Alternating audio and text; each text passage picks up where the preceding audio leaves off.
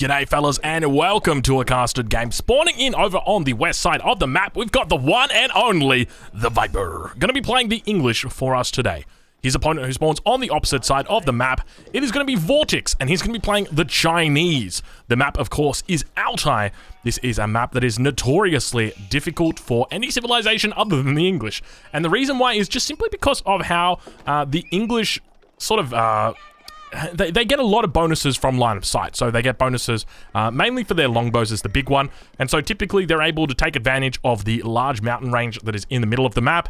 And what's more hills, to be honest, in the middle of the map. And then work away at their opponent. So looking forward to seeing exactly how Vortex is going to try and deal with Viper in the early game here.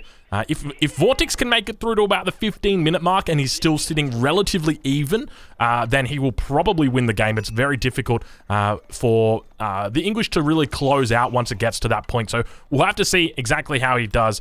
We'll take a look at the map and how it's spawned. So we've got relics down here. Probably not going to be playing a huge part in this matchup. English versus China. Seems pretty fair. Nice big gold mine in the center of the map here for Vortex as well. So this is a really good spot for him.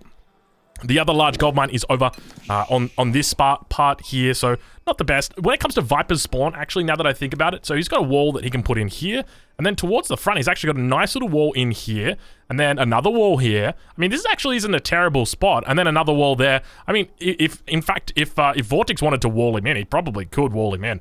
That wouldn't be too hard at all. You could probably put your walls, yeah. I mean, you could probably put a wall here, wall there. That depends if you scout it out, though. You'd only need 3 walls, to be honest. 1, 2, 3. And then that would pretty much just mitigate all, or, yeah, just ruin every single bit of aggression in the early game. But this game, I mean, we can typically expect that Viper is going to be looking to go for an early game push during the early stages of the game. So longbows, spears, that sort of stuff is what you're going to be expecting.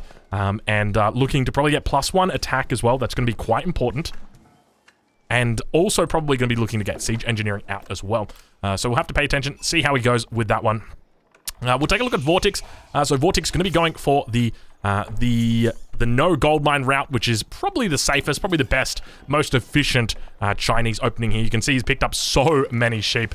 Gonna have 10 sheep there, only having opening with 1 scout. So Viper actually opened with 2 scouts as the English, and still didn't get anywhere near the amount of sheep that Vortex did. What the heck happened there? That's kind of wild when you think about it. Vortex picking up almost every single sheep on the map, Viper not getting a single one. Curious placement here of the landmark by Viper as well. You got to be careful with your council halls, especially when you have this north spawn. Putting them in front of the town center like this, I talk about this quite a lot. If Vortex comes in and pushes into Viper's base at the early stages, let's say he gets, let's say he gets the 1-up when it comes to an archer mass, he can push right in underneath this, and he can prevent Viper from ever making another longbow out of this council hall. So because with the council hall, you're not actually able to change where the longbowman pops out of, so you can't put it safely under the TC. It has to come out the front, and then it's very prone to getting picked off. So that is one thing to note. Viper, we'll check what he's up to in the transition. Not dropping down a mill, so sometimes we have seen Viper go for these sort of early wheelbarrow plays has been something that he's been doing. So Dark Age wheelbarrows. I remember seeing a meme on Reddit saying, friends don't let friends Dark Age wheelbarrow, but I don't know, maybe Viper just didn't get the memo. Who knows? But Viper now going to be, or rather, Vortex rather, going to be going for the Barbican of the Sun. Down and nice on top of the berries here. I do like the positioning that he's gone for here. Makes a lot of sense to put it on in this position. Now, keep in mind, Vortex has also got access to this hunt in front of his base. He's going to be dropping down that mining camp as well. So potentially looking for a... with this mining camp, this is going down on the gold mine. So it could be looking to go and transition into a dynasty. So we'll have to see exactly how he does that. And look at the beautiful walls we've got coming out here from Vortex. I gotta say, this is actually looking pretty damn good for him. So he's gonna get off some nice walls here. He's gonna be able to prevent any movement through here. He's got a nice Barbican in front. Now, keep in mind, this Barbican isn't particularly vulnerable. It's not sitting in front of the berries, which is where most people would place it. It's actually sitting behind. Now, there's probably a nice little sweet spot where the longbows can come in right here and can idle out these villages. But I think for the most part, this is a pretty decent Barbican as well. Going to actually continue walling in on the side here. He's going to be careful. I don't think he's going to be able to get through there, yeah. But really nice use of walls using the make out of the map is probably the best way to say it. I'm not sure if the make out of the map is the word I'm looking for, but the way that the map has generated to combat that. Viper going to be pushing forward now. Got that mill out. Do we see any blacksmith coming out just yet? No, it doesn't seem like that is the case. A couple of villagers here not actually making the mill in time, and we're heading back. You can see they've got that 10 food there. They're going to be dropping it off now and then be heading back out to their deer. But now our Strelborers begin clearing out across the map. Now the scout has already spotted out these walls, preemptively knowing that he's going to be looking for that. The archery range here as well for Vortex, so he is really going to be looking to just get out that early defense. I do like this from him, and I'm curious to see whether he looks to go into that dynasty. So we'll have to pay attention to that. But one of the things to note, I mean, he definitely feels, I would say it feels a little bit open at the front here. Yeah, you know, I could just even see a wall just coming in like that, or a wall coming in like that would probably help him out an immense amount. But now those longbows going to continue moving in. Vortex going to be able to begin defending them. You hear that hand cannon going off. Going to be doing off 25 damage to those. Getting in a really nice wall here, walling up his entire base, and Vortex playing the Chinese turtle perfectly at this point.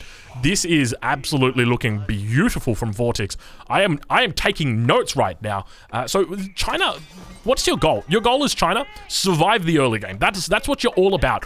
Avoid losing villagers, try and hit that dynasty, try and get up to that third age, and look, if you can sneak in a second town center while doing all of that, then, you know, all the power to you. But the one thing is that you just don't want to die. You want to be able to make it to late game, and you want to be able to get to those bombards, because once you get those bombards out, you're going to be looking absolutely fine. We've got the Imperial Academy now going to be coming down. Scout going to be sieging slowly through this wall, and it looks like Viper probably going to be having to think about a different game plan now, because his opponent obviously having walled up like this quite significantly. It's going to prevent a lot of early harassment.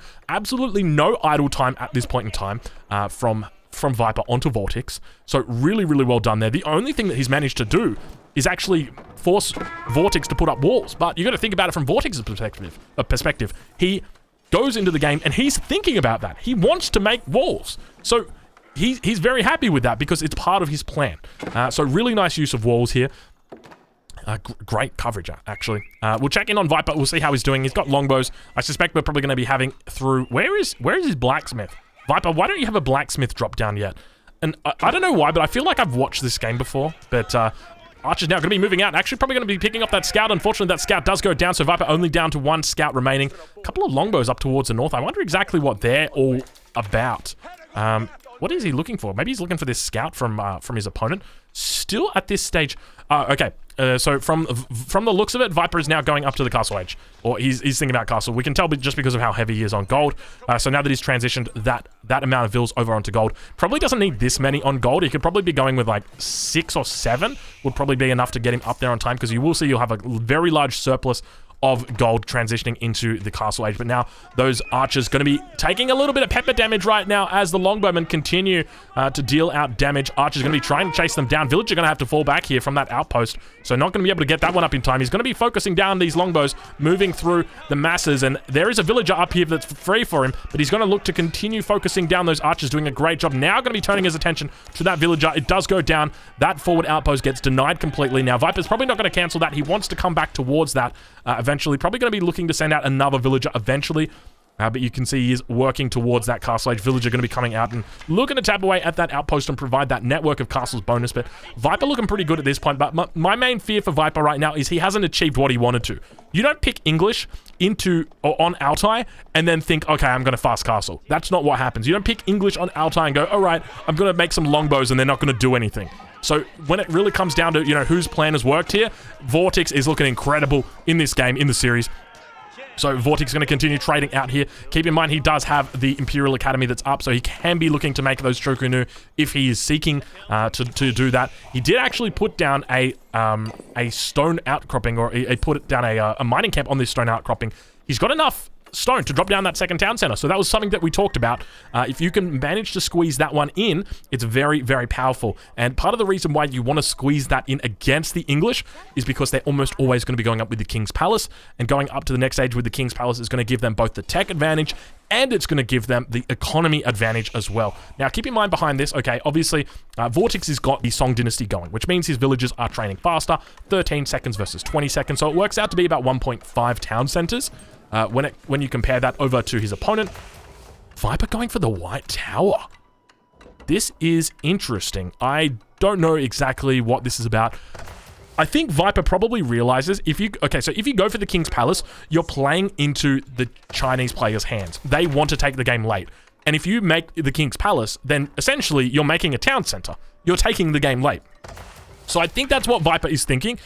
We can see that he's stacking up quite a lot of wood, quite a lot of gold here. Now, keep in mind the White Tower, it actually works as a siege workshop, as a stable, as a barracks, as an archery range, all in one. And of course, it acts as a keep as well. But it acts as the siege workshop, which is the big thing. So he could be looking to push in, maybe just with mangonels. Like maybe he could just look for a mangonel timing potentially. It's a little bit weird.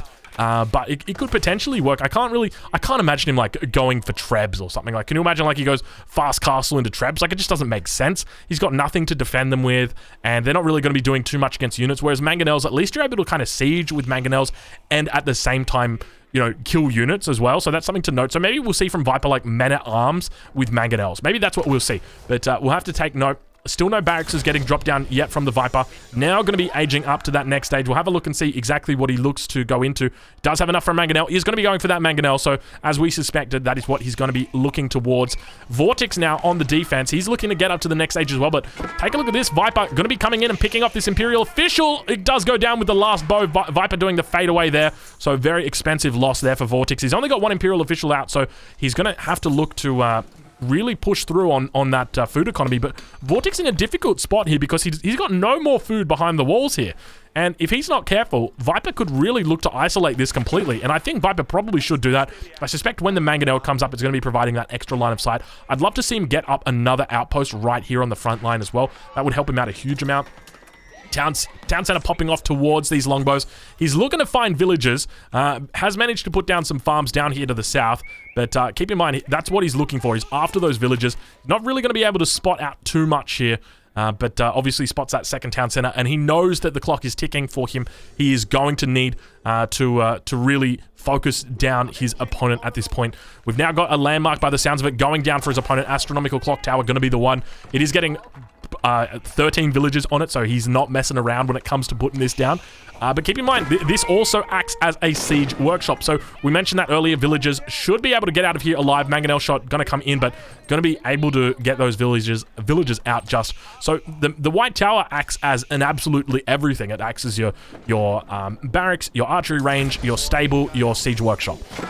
But for the Chinese, on the other hand, they just get a siege workshop, and subsequently you get a Springald that comes out. So he doesn't have to. So from Vortex's perspective, he doesn't need to spend the extra resources on dropping down that siege workshop. It's 300 wood. It's 45 seconds to make that. You've then got to find a place to put it as well. Whereas this bad boy, it's already up. It's already ready to go. Now he doesn't have anybody that can supervise it, but he doesn't really need to supervise it. He's only dealing with one Springald one mangonel at the moment. And when his first Springald comes out, he is not going to have a care in the world. He's going to be able to mitigate this completely. Viper is going to be just sitting there scratching his head, wondering what the hell he needs to do because his enemy is on 2 town centers and he is on 1 town center with a castle sitting in the middle of the map, which, to be honest with you, it's not very useful. It is not very useful. Now, it looks pretty. Castle on the hill. I mean, people wrote songs about the castle on the hill, didn't they? Mr. Ed Sheeran. I don't know how it goes. I just know he's got a song called Castle on the Hill. But now Mangonel going to be going down. Springald going to be getting a shot off on here. Is it going to be able to get the shot off in time? Doesn't look like it. Manages to survive. We'll probably bring a villager up to heal that, repair that one up. I think Viper's only play here is to actually see if he can out-heal Springald's of his enemy. But one thing to note, obviously, Clock Tower Springald's going to be taking an extra shot compared to your normal Springald. So normal Springald's taking 2 shots to kill from a Springald. The Clock Tower Springald's taking 3. So Viper's going to need to outproduce him by a factor of 3 to 2. And that's going to be really tough. Vortex now going to be under attack over here on the western flank as well, as he continues to look to secure more land. And I got to say, I absolutely love the way the Vortex is playing this. This is very methodical. Using the 2 villagers out here as well makes it much easier for these walls to go up on time as well. Now we can see that Viper is pushing down with the veteran longbows, but obviously going to be pushing into walls here. Villagers might be under potential threat, but this stealth forest is going to be keeping them safe. So very, very fortunate there for Vortex. I think Vortex actually might realize the stealth forest will be able to keep him safe there. But if an outpost does go up behind the enemy lines or behind the lines, then it will potentially put them under threat. So something to watch for. Viper now going to continue posturing towards his opponent. We'll check in on Viper's base, see what he's got going on Blacksmith finally going to be coming down for him. Probably going to be looking to get those +1 and +2 upgrades for the longbowman. And now we finally do see that outpost coming down. He is working down the wall as well, which is going to be posing a threat. And ideally, I mean, you probably wouldn't even be working on the wall with a mangonel because you don't want your enemy to vacate the site, which is exactly what they've done. Because you could have potentially picked up villager kills here once this outpost goes up, and they don't know about this. So you could just be sitting here with your longbows, you know, slowly peppering down the wall, keep your siege behind, and then as soon as that outpost comes up, boom, over the wall and firing and killing off your enemies. You're going to spot the line of sight that comes through here. 3 Springalds now coming out for Vortex as well. Vortex looking very fine at this point in time. He doesn't have anything to really worry about. I don't think there's anything that can kill him. He has done a great job so far in anticipating what his opponent would do and subsequently countering it. So very well played over to him at this point in time. And Viper definitely looking like he might be a little bit on the ropes here, even though there's not, you know, there's not a single unit on his side of the map. It doesn't really matter because Viper is on that clock. Villager count 48 for Viper compared to 77 for Vortex. And that's what we're talking about when it comes to that clock. Those 30 villager advantage, or that 30 villager lead, is going to give him a significant advantage. But now that outpost doesn't actually provide line of sight. Oh, because it's up the hill. Oh, so he needed to put the outpost on top here. But now those longbows finally going to be working their way through. Going to be able to pick off the first villager, second villager going down there as well. That berry patch is going to be isolated completely. Looks like all the villagers have managed to make their way back towards the main base for Vortex. He's got a beautiful base layout at the moment. I would like to say that. Nice little compact base here. No wheelbarrow just yet. No horticulture. We'll check in on the other upgrades he could potentially have. No wood cutting upgrades. No mining upgrades for 530 tax at the moment. So he's on 0 Imperial officials. So, I mean, let this be a lesson to you. I don't even know a lesson. Let this be a... If there's developers watching here, I mean, you can see how much the top-level Chinese players care about Imperial officials. They just look at them and they're like, it's just a nuisance. It's a nuisance to micro. I'm just going to play the Civ without it. And I think that's really what it comes down to. It's frustrating to deal with the Imperial official. And I think that's reflected here by the tax that has begun to build up in the mining camp for Vortex. Not even supervising this. He doesn't give two rats about it. But I mean, look, I look at that and I'm like, okay, you know, I would be getting out those Imperial officials immediately to try and supervise that, try and get as much of that gold in as I can. But we'll take a look over at Viper now, see how he's doing. Sitting here with the 4 Springalds, 29 Longbowmen out for him. Still going for that same sort of composition. He did get that single Mangonel out, but that's going to force his opponent, obviously, to respond to that. We see the 5 with the 6 Springald now coming out. And keep in mind, these are clock tower Springalds. So if the micro is effective from Vortex, it could be really difficult for the Viper, because the Viper's going to be able, with his 3 Springalds, is going to be able to take out 1 of Vortex's clock tower Springalds, and then at the same time, 3 of Vipers will vanish. So he's got to be really careful with it. A few longbows still just hanging out around. Both players just sort of playing it slow. Viper finally adding in a second town center here. Looking like he might even add a 3rd town center potentially. I don't know how I feel about this. 18 minutes is a little bit late for you to be adding second town centers, mate. I feel like this is the tough part, isn't it? Because you're playing into China on Altai. You're picking English. And obviously, in this situation, you know, this was Viper's home map, playing Altai. So Vortex probably said, all right, I know he's going to play English. That's fine. I'll pick China and I'll outboom him. But yeah, now Vortex is going to get scouted out here as well, adding in more farms. So running out of space in his main base. You can see just how many farms he's managed to get up as well. And interestingly, not really taking advantage of his town center, but I guess he doesn't really have a lot of space around it. Just wants to keep his villagers away from this front. Hasn't actually taken any of these berry bushes from the front that are still here. I don't know where that mill went, though. That is curious. Did he delete that mill? Oh, maybe the Mangonel deleted that mill. Maybe that's what happened. Villagers now are going to be looking to wall in this top side of the map as well. And I really got to say, I just love the way Vortex is playing it. It is so methodical. He's playing so safely. Men-at-arms combined with the Springalds, combined with the nest of bees now coming out. I don't think there's anything that he can die to in this position. There's literally nothing that he could die to. So, I mean, let's theorize it. Let's say, all right, what if Viper did a switch into some unit? What could he potentially do to kill all this? Maybe Knights would potentially work, but then you've got to keep in mind that there's barracks is already down here for his opponent, so he's going to be able to switch into spears very quickly. Probably doesn't have the upgrades for him, so it doesn't even have hardened upgrades. I mean, it's probably Knights is the only real play that Viper could make. Interesting bit of information though. Viper, or rather, English are the only civilization that don't have a buff for their knights. They do technically have the network of castles bonus, but that is about it. As far as I'm aware. I hope that that interesting tidbit of information is correct. But Viper behind this has got enough resources to drop down another 2 town centers. He is collecting relics, and my fear is that his opponent is going to strike him right as he actually doesn't have enough for 2 town centers. I do take that back. Has he? Yeah, okay, that's why. He's dropped down a stone wall up to the north, up to the south as well, or down to the south. I mean, it's such a tough position for Viper because even if he goes for like mass Springalds, which he's obviously doing in this situation, he's always just going to be making worse Springalds than his opponent. And that's always a really difficult thing when you're playing against China, trying to deal with their siege, because they are always going to retain siege superiority throughout the game. 8 Springalds now coming out for Vortex. I feel like the only real response for this would be like mass Lancers and Scouts and like Horsemen, but then, you know, this is a tournament game. Vortex is just going to throw in walls and then make it even more difficult for Viper to deal with. How do you get your melee units in? You know, you're never going to... I mean, you could probably, like, get Trebs out. That would probably be it, the only real way to deal with it. But now Viper going to be under potential threat here as his opponent Vortex looks to push out. Does have that +2 ranged defense. Got the fortified outpost here in the middle of the map. Doesn't look like it's got a emplacement coming through just yet. Now the Springalds emplacement going to get dropped down. But double battering rams coming down again. So going to be moving up to 4 battering rams. Viper here with the nice walls. So protecting his base.